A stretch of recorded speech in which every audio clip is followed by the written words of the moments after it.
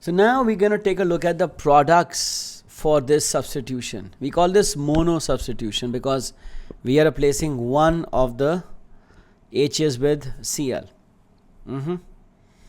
Now, what is the idea? What is mono substitution? The word I just used, mono.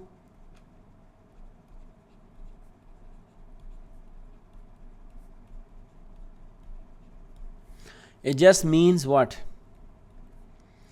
One H atom replaced by one Cl atom. So that's what we're going to talk about. Now, you might have seen some of the equations. The first one we saw was I had CH4 with chlorine. The 4 H's became 3. One of the H's is replaced by the Cl. And the H was given off and it combined with the Cl. If you notice, when we had C2H5, C2H6 and we had Cl2, then the C2H6 became C2H5 and the one of the H's is kicked out. And the Cl2, one combines here and one here. And if you notice, there is a pattern here. So if I take the general formula of an alkane, which is CN, my bad,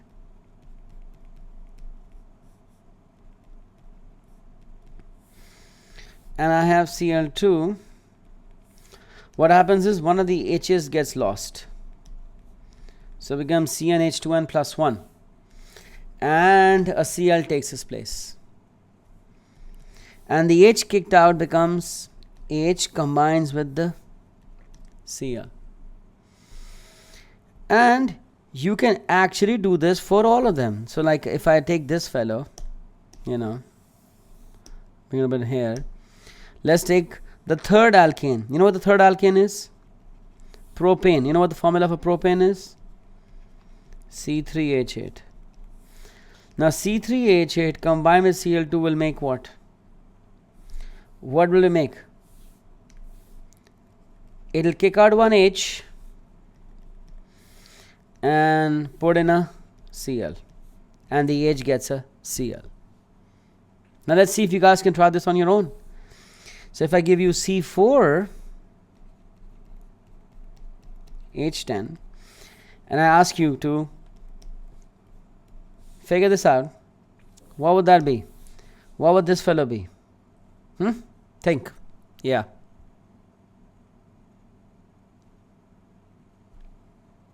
C4H10 will become what?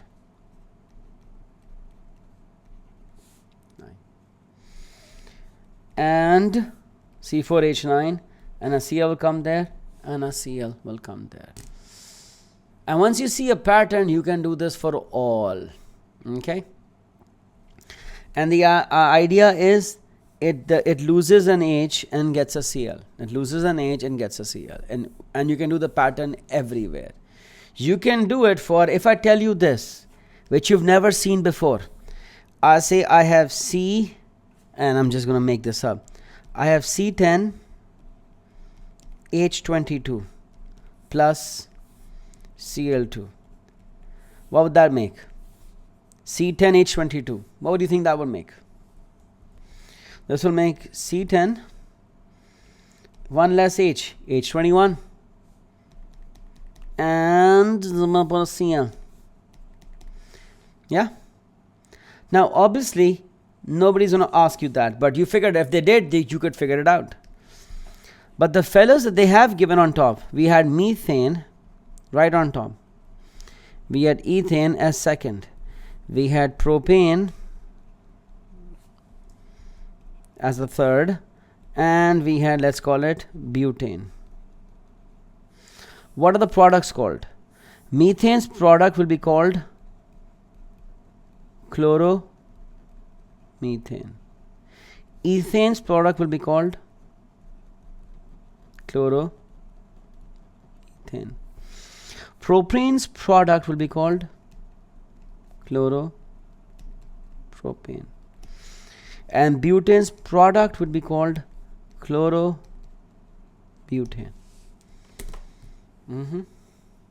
Yeah, that's it. That's really it.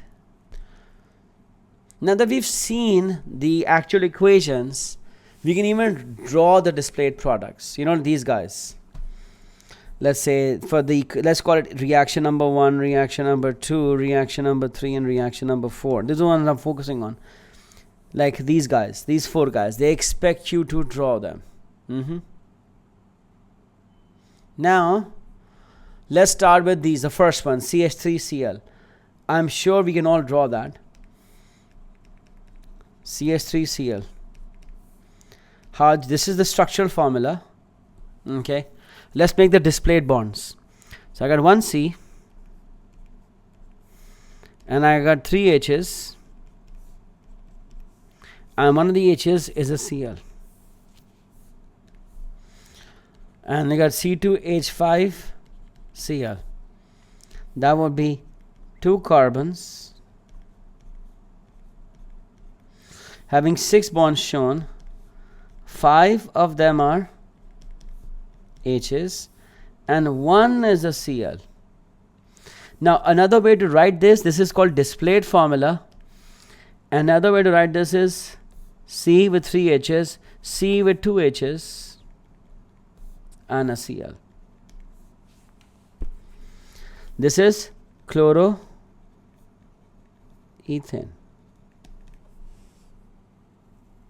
Okay.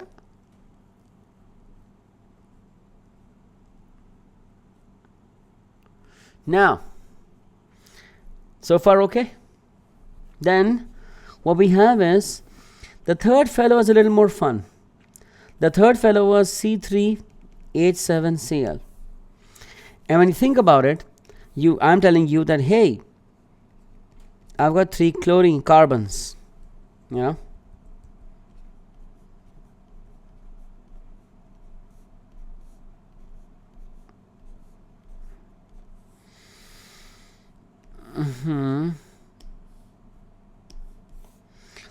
And here I want to show you something. That there are 2 places that I can put chlorine in. You might say, well, there are 3 places. So if you notice something here, there are 3 carbons, right? And I want to put the chlorine in one of the 3 carbons. So I say, okay, I can put the chlorine on the left one, the middle one, or the right one. What that means is then everything else is the hydrogen. Now this introduces us to another concept in organic chemistry, a concept called isomerism.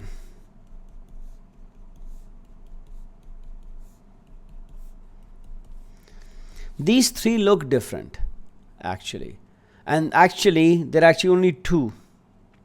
And the reason for, if I label them molecules let's call them PQR. This is molecule P, this is Q, and this is R. And one way to know if they are same or different is we name them. Name. Now here, what is this fellow going to be called?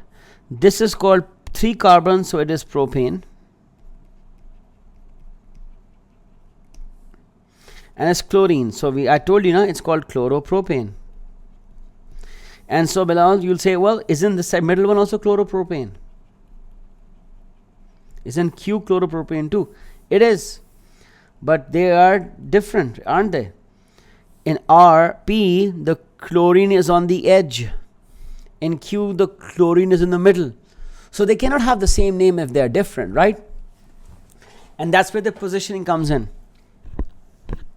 If you think about it, chlorine is in the molecule P. Chlorine sits on carbon, the first carbon in the list.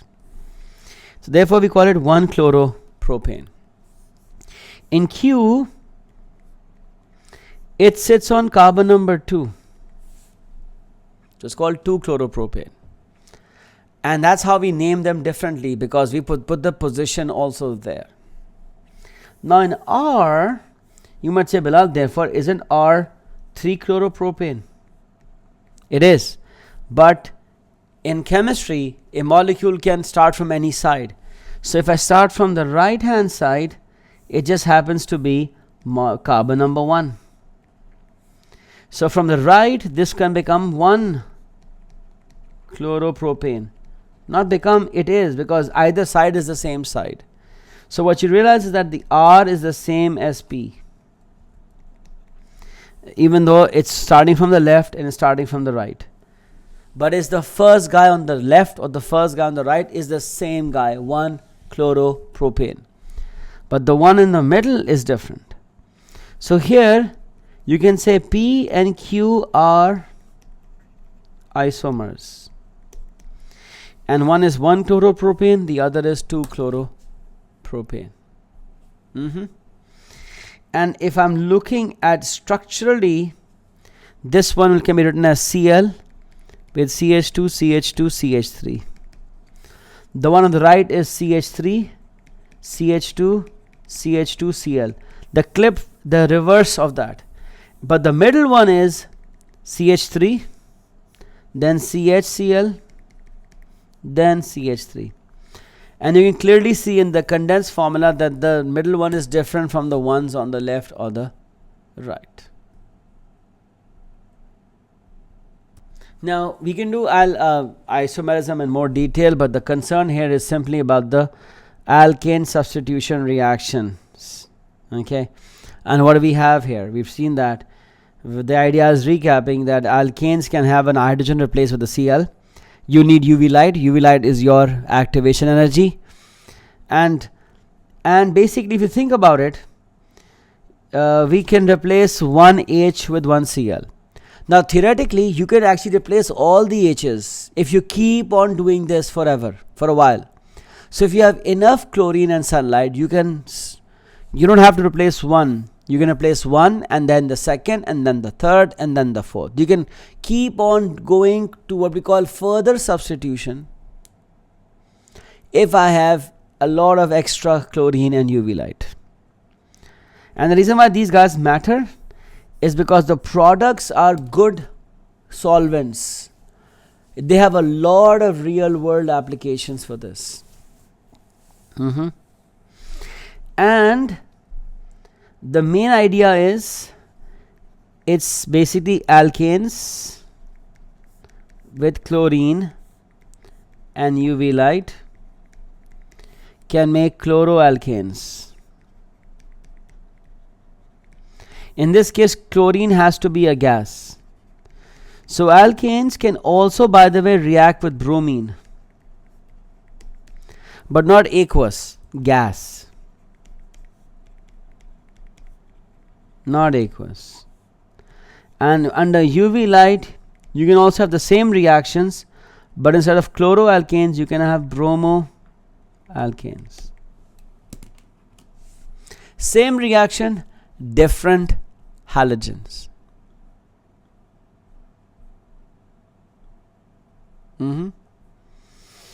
Understood? Got it? Okay.